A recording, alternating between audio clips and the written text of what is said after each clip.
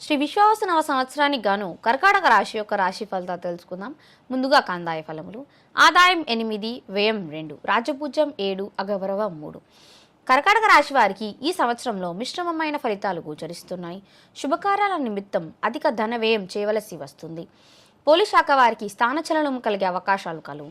తండ్రి ఆరోగ్యం విషయంలో ప్రత్యేకమైన శ్రద్ధ వహించండి. సంకల్పించిన పనులు ఆలస్యమైనప్పటికీ పూర్తవుతాయి.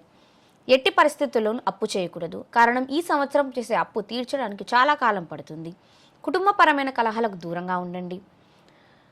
ప్రాణ స్నేహితులు మీకు దూరం అవ్వడం మిమ్మల్ని కొంత బాధకు గురిచేస్తుంది. పాలు మరియు వెండి వ్యాపారస్తులకు కొంత నష్టం కలిగే అవకాశాలు కలవు. బ్యాంక్ లోన్స్ కొంత ఆలస్యం అవుతాయి. పాత బాకీలు వసూలవ్వడం కొంత ఇబ్బంది పెడుతుంది. అప్పు తీర్చే విషయమై మానసికపరమైన ఒత్తిడిని ఎదుర్కొంటారు. పెరాలసిస్ వ్యాధితో ఇబ్బంది పడేవారు జాగ్రత్తగా ఉండండి. మరియు శ్వాసకోశ అనారోగ్య సమస్యల వల్ల ఇబ్బంది పడే అవకాశం కలదు. సోదరులతో స్థిరాస్తి పంపకాల విషయమై తగాదాలు ఏర్పడతాయి. విద్యార్థులకు అధిక శ్రమ చేయవలసిన సమయం. నూతన ఉద్యోగ ప్రయత్నాలు చేసేవారికి పైరవీల ద్వారా ఉద్యోగాన్ని పొందగలుగుతారు. ఉద్యోగస్తులకు ఎంతటి కష్టం ఎదురైనా ఉన్న ఉద్యోగాన్ని మార్చాలనే ఆలోచనను వినవించుకోవడం చెప్పదగిన సూచన. కమ్యూనికేషన్ మరియు వైద్య వృత్తిలో ఉన్నవారికి వృత్తిరీత్యా ఇబ్బందులు ఏర్పడతాయి. నూతన గృహ నిర్మాణ ప్రయత్నాలు అనుకూలిస్తాయి.